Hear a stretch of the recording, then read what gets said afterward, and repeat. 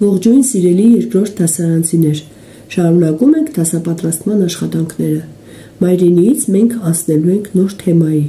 նոր մոլորակ ենք թռչում, այդ մոլորակը կոչվում է «Որտեղ ենք մենք ժամանակի և տարածության մեջ»։ Եթե նայենք թեմատիկ շարքի նկարին, կտեսնենք, որ խոսելու ենք մեր հայրենիքի անցած ուղու մասին։ Մենք սերում ենք Հայկ Նահապետից, մեր ապուպապը Հայկ Նահապետն է։ Շատ երեխաներ ծանոթ են այս նկարի դրվագին, երբ Հայկը նետահարում է բռնակալփելին և սպանում է նրան։ Եվ այնուհետև մեր երկիրը կոչվում է Հայկի անունով Հայաստան։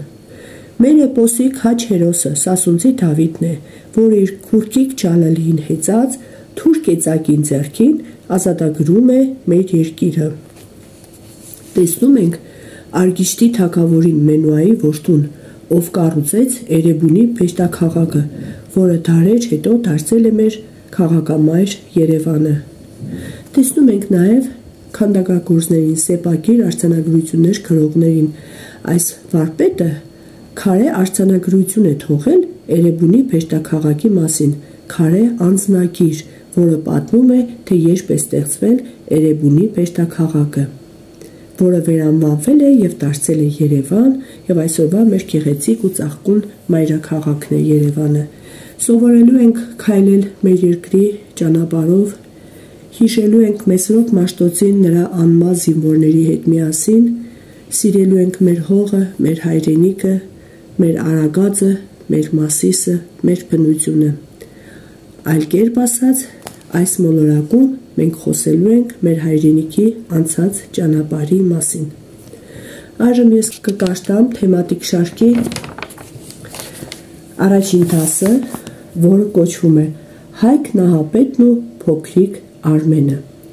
Հեղինակը վաճական Ադիբեկի Սարգսյանն է։ Վերնագիրը ասելուց հետո փորձում ենք երեխաներից կարծիքներ լսել, թե ինչի մասին կարող է լինել մեր դասը։ Շատերը նայելով նկարին կարող են ասել, որ աստղերի մասին է, մեկը կարող է ասել Բաբելոնի մասին է, աշտարակաշինության մասին է, մյուսն էլ կարող է մտածել, որ եթե աղեղնավոր Հայկն է համաստեղություն որպես նկարված, միգուցե Հայկ Նահապետի մասին լինի։ Իսկ այստեղ հեղինակը մեզ ասում է, որ այս դասին դու կճանաչես Հայկ Նահապետին, կիմանաս, թե ինչու է մեր երկիրը կոչվել Հայաստան, կկազմես հակառակ իմաստով բառերի զույգեր, կսովորես հարցեր տալ տեքստի շուրջ։ Երբևէ մտածել ես, թե ինչու ենք մեզ հայ անվանում, մեր երկիրը Հայաստան և մեր լեզուն հայերեն։ Իհարկե այբենարանից, վաճական Ադիբեկի Սարգսյանի հեղինակած այբենարանից երեխաները արդեն սովորել են, որ մեր երկիրը Հայաստան կոչվել է Հայկ Նահապետի անունով, բայց ավելի խորությամբ կանցնենք այսօրվա մեր դասով։ Պապիկ, մեզ ինչու ենք հայ ասում, դպրոցից տուն մտնելով հանկարծ հարցրեց Արմենը։ Քեզ պատմել եմ, չես հիշում։ Մենք մեզ հայ ենք անվանում Հայկ Նահապետի անունով։ Ո՞վ է նա։ Հայկ Նահապետը ազատասեր, իմաստուն առաջնորդ էր, նա քաջ էր, համարձակ և մեծ ուժի տեր։ Բա հիմա որտեղ է նա, հարցրեց Արմենը։ Երկնքում։ Ինչպե՞ս, զարմացավ Արմենը։ Երբ գյուղ գնանք ու երկինքը պարզ լինի, ցույց կտամ նրա աստղային տեսքը։ Բայց մինչև երկինք գնալը նա մի մեծ գործ է արել երկրի վրա, հաղթել է բելին։ Բելն ո՞վ էր։ Բելը մի հսկա և գոռոզ բռնակալ էր, ուզում էր ստրկացնել Հայկին և նրա որդիներին, սակայն Հայկը հեռացավ նրանից, եկավ և Արարատ սարի փեշերի մոտ բնակություն հաստատեց։ Բելը չհետապնդեց Հայկին։ Ապրես, իմ խելոք թոռնիկ, ճիշտ հարց ես տալիս։ Բելը հավաքում է իր մեծաքանակ զորքը և գալիս Հայկի վրա պատերազմի։ Հայկն իր փոքրաթիվ մարդկանցով դուրս է գալիս Բելի անթիվ անհամար զորքի դեմ։ Նա իր 3 թևանի նետով խոցում է զրահավորված Բելին։ Այնքան հզոր էր հարվածը, որ նետը ծակում անցնում է զրահապատված Բելի զորքը սարսափահար փախչում է։ Այդ օրվանից Հայկի անունով մեր երկիրը կոչվում է Հայաստան, իսկ մենք հայ։ Պապիկ, ինչ քաջ է եղել Հայկը, իսկ ես նույնիսկ մեր կողքի փակի շնիկից եմ վախենում, բա ես հայ եմ։ Ոչինչ, թորնիկս, դու քաջ ու ազնիվ ես Հայկի նման, հայի նման, իսկ երբ մեծանաս, նրա նման անվախ կդառնաս։ Այժմ ես կկարտամ Արտեմ վերլուծելով եւ բառերի բացատրությունով։ Թորնիկն ու պապիկը միասին զրուցում են եւ թորնիկին հետաքրքրում է մի հարց. ինչու են մեզ հայ անվանում։ Ես պատմել եմ, չես հիշում, մենք մեզ հայ ենք անվանում Հայկ Նահապետի անունով։ Հայկ Նահապետի նկարը երեխաները տեսել են, այստեղ դրվագում նույնպես նկարում կա պատկերված, բելի խոցված մարմինը նույնպես, երեխաները նայում են Հայկի դիմանկարին եւ կարծիք են կազմում Հայկի մասին։ Բա հիմա որտեղ է նա, հարցրեց Արմենը, հետաքրքրվում է թորնիկը, թե որտեղ է Հայկ Նահապետը։ Երկնքում։ Ինչպես, զարմացավ Արմենը, երբ գյուղ գնանք ու երկինքը բարձ լինի, ցույց կտամ նրա աստղային տեսքը, տեսեք։ Համաստեղության մասին է խոսքը, աստղային տեսքը Հայկ Նահապետի երկնքում է։ Բայց մինչև երկինք գնալը նա մի մեծ գործ է արել երկրի վրա, հաղթել է բելին, եւ այստեղ պատմում է, թե ով է բելը։ Բելն ով է։ Բելը մի հսկա եւ գոռոզ բռնակալ էր, բռնակալ բառի բացատրությունը տրված է երեխաների, նշանակում է դաժան իշխան, թագավոր, ով ուրիշների ունեցվածքին էր տիրում եւ մարդկանց կամքին էր բռնանում։ Ուզում էր ստրկացնել, ստրուկի կյանքով պահել, ազատություն չտալով Հայկին ու նրա որդիներին։ Սակայն Հայկը հեռացավ նրանից, եկավ եւ Արարատ սարի փեշերի մոտ բնակություն հաստատեց։ Ուրեմն Հայկ Նահապետը որտեղ եկավ ապրելու։ Հայկ Նահապետը եկավ ապրելու Արարատ սարի փեշերին։ Հիշում եք, չէ՞, Արարատ սարի հետ ուրիշ ինչ էր կապված։ Այո, Նոյի տապանը նույնպես կանգ էր առել Արարատի գագաթին։ Իսկ բելը չհետապնդեց Հայկին, տեսեք ինչ հետաքրքիր հարց է տալիս եւ պապիկն ուրախանում է, որ թոռը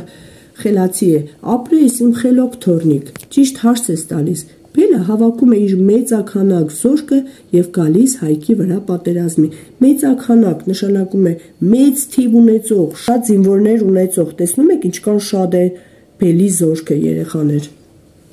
Հայկն իր փոքրաթիվ մարդկանցով դուրս է գալիս բելի անթիվ անհամար զորքերի դեմ, մեծաքանակ, անթիվ, անհամար, սրանք հոմանիշներ են, նշանակում է շատ մեծ թիվ ունեցող։ Նա իր 3 թևանի նետով խոցում է զրահավորված բելին, տեսեք, բելի հակին զրահ կա, սաղավարտը գլխին, ձեռքերին, ամբողջ մարմինը զրահապատված է երեխաներ։ Բելը համենայն դեպս այս նկարից երևում է, որ շատ էր վախենում Հայկից, տեսեք, Հայկը ոչ մի զրահ չունի, գլուխը բաց, բազուկները բաց, ոտքերը բաց, իսկ բելը ամբողջովին զրահապատ է, նշանակում է նա իր կյանքի համար վախենում էր, թողում էր իր կյանքի համար։ Այնքան հզոր էր հարվածը, որ նետը ծակում անցնում է զրահավորված բելին, տեսեք, ծակել անցել է զրահի միջից եւ հասել է բելի մարմնին։ Այնքան հզոր էր հարվածը, որ նետը ծակում անցնում է զրահավորված բելին ու խրվում հողի մեջ։ Բելի զորքը սարսափահար փախչում է, այս որ տեսնում է բելի զորքը, տեսեք արդեն փախչում են, որ իրենց ղեկավարը մահացել է, ինչ ձևով է մահացել, ինչպիսի հուժկու հարվածից է նա նետահարվել, փախչում է։ Այդ օրվանից Հայկի անունով մեր երկիրը կոչվում է Հայաստան, իսկ մենք հայ։ Պապիկ, ինչ քաջ է եղել Հայկը։ Քաջ, ինչ է նշանակում երեխաներ, անվախ, խիզախ, արի։ Իսկ ես նույնիսկ մեր կողքի փակի շնիկից եմ վախենում, բա ես հայ եմ։ Ոչինչ, թորնիկս, դու քաջ ու ազնիվ ես Հայկի նման, հայի նման, իսկ երբ մեծանաս, նրա նման անվախ կդառնաս։ Այստեղ մանրամասը քայլերով, ինչպես մենք վերլուծեցինք դասը, նաև հարցերի միջոցով կարող եք ձեր երեխաներին սովորեցնել դասը հարցերին պատասխանելով, ընտրովի ընթերցանությամբ, համապատասխան տողերը կաշտալով։ Նաև պարտադիր բառացանկի բառերն ենք սովորում, առաջնորդ լսվում է თ, գրվում է თ։ Հաղթել, տեսեք խն ինչ լավ է հնչում, բայց մենք գիտենք, որ հաղթանակ բառի մեջ Այից հետո ղ է գրվում, իսկ հետո თ հաղթել, փախչել, սա էլ հակառակը, փախուստ բառից է, փախչել խ-ով է գրվում։ Այս երկու բառերը պարտադիր բառացանկի անհրաժեշտ է, որ երեխաները շատ լավ իմանան, որովհետև իրենք խաբուսիկ բառեր են, հաճախ երեխաները շփոթում են եւ սխալ են գրում այս բառերը։ Այժմ կատարենք աշխատանքային տետրի առաջադրանքները։ Հաջորդ դասերին մենք շարունակությունը կանենք։ Որտեղ ենք մենք ժամանակի եւ տարածության մեջ թեման սկսում ենք Հայկ Նահապետն ու Փոքրիկ Արմենը դասի առաջին առաջադրանքից։ Պարտադիր բառացանկի բառերը երեխաները գրում են, սովորում են, առաջնորդ, հաղթել, փախչել, արդեն բացատրել եմ։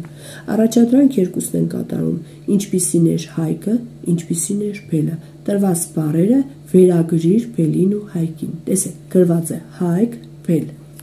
Հայկի համար կաշտում ենք, առանձնացնում ենք։ Հայկը քաջ էր, այո, քաջ էր Հայկը։ Հսկա էր, հսկան Բելն էր։ Վախկոտ էր, ոչ, Բելն էր վախկոտ, Հայկը վախկոտ չէր։ Բռնակալ նով էր, նորից Բելն էր բռնակալը։ Հպարտը Հայկն էր, որովհետև նա չուզեց ստրուկի կյանքով ապրել։ Գոռոզը իհարկե Բելն էր, իմաստունը եւ ասատասերը նույնպես Հայկն էր։ Այժմ առաջադրանքերենք բառաղյուսակից գտիր հակառակ իմաստ ունեցող 6 բառազույգեր եւ գրիր։ Տեսեք, թույլ, հակառակը ամուրն է, ամուր, գիտուն, անկետ, այս բոլոր բառերը կան մեջը, կարող եք գտնել երեխաներ, անկետ, գիտուն, քաջ, վախկոտ։ Բոլոր բառերը ես տրված բառաշարքերից եմ գտել։ Ուրախ, տխուր, ուրախ, տխուրն էլ է մոտակայքում։ Հաջորդը մութ, լույս, լույսը խնդրեմ, մութն էլ հիմա կփորձենք գտնել, մութ, կոշտ, փափուկ, փափուկ, կոշտ, հորիզոնականը փափուկներ, կոշտը ուղղահայացը։ 6 զույգը արդեն գտնված է։ Այսօր այսքանը, կհանդիպենք հաջորդ դասին։